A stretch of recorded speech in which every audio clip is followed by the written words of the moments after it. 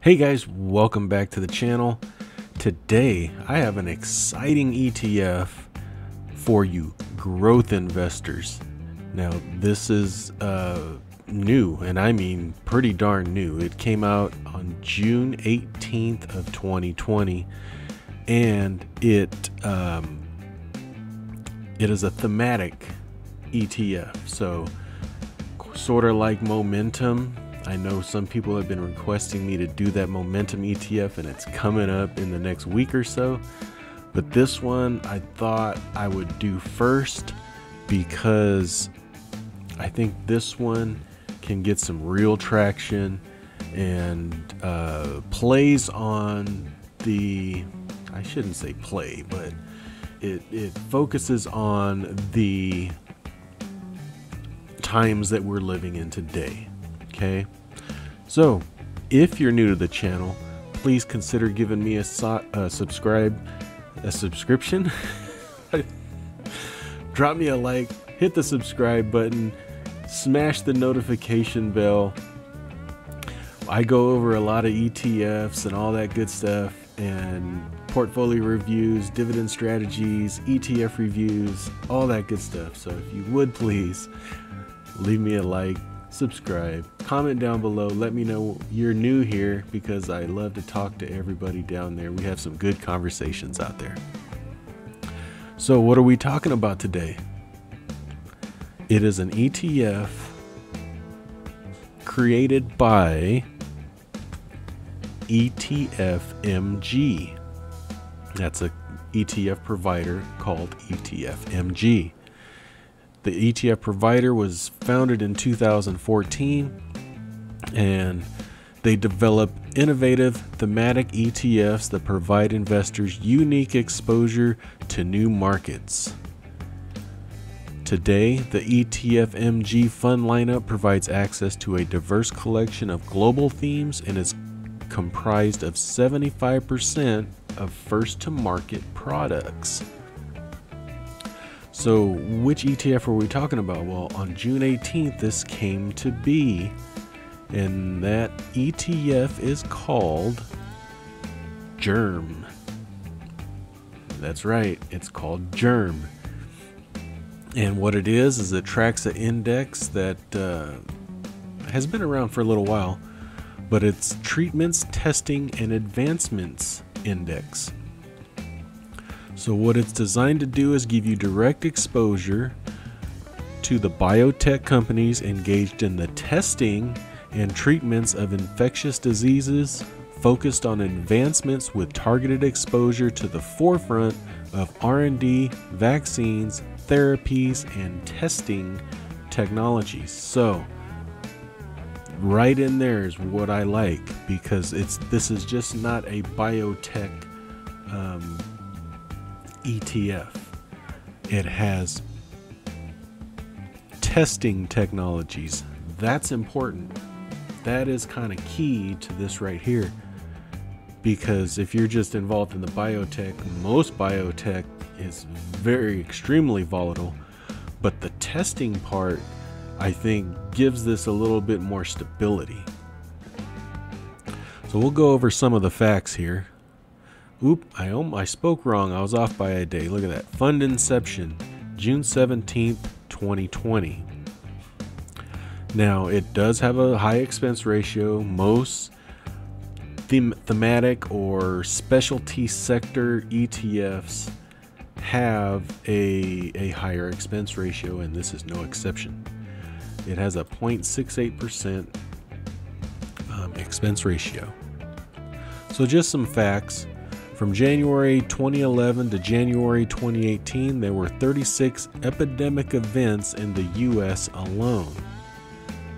New reports indicate the value of the global human vaccines market is expected to grow to $72.5 billion by 2024, representing a compounded annual growth rate of 11.2% from 2016 to 2024. Currently, there are 20 combined pandemics and epidemics affecting the world today. Variations of viruses have been medically documented in approximately 9 instances since 1965. So let's go down here and look at some of the things. Here is the classification weighting distribution. So 68.4% of this ETF is involved in the treatment, and 31.6% is involved in the testing. So test kits and facilities and things of that nature. It does hold 56 holdings. Let's see if we can find out a little bit more about it. I think that was it for the fact sheet. But we'll go over here to Fidelity and we'll look at it. So it's in health. The sector objective is healthcare, but it's really biotech. It's kind of the same thing. And we'll see here the regional exposure: North America 86%, almost 7% each in Asia and Europe. The top 10 holdings represent about 50% of the fund, and those include, some of them are familiar: Novavax, I'm gonna screw up all these, ain't I?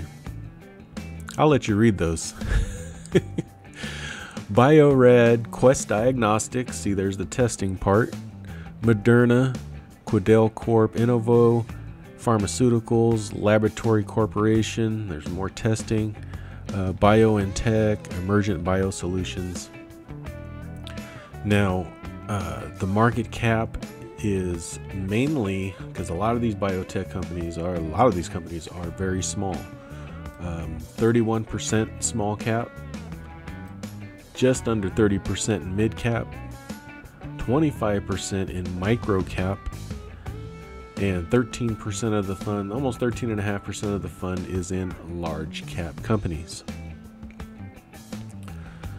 So that is the ETF GERM. Now, it does not pay a dividend. It probably does have a small dividend. Let's see. I don't think it does. Let's go to key stats and see if something comes up. Or we'll go to detailed quote. Detailed quote. Yeah, I'm not seeing it. I don't think it does. And if it does, it's probably very small, and it probably will be negated by the expense ratio. So far, since June 17th or 18th, they've already collected $22.3 million of assets under management. And that's pretty good, I think. I think this one is just going to continue to grow, but this isn't for everybody. This is going to be for a long-term investment. I think the next 12 to 18 months will be very strong in here on the testing side.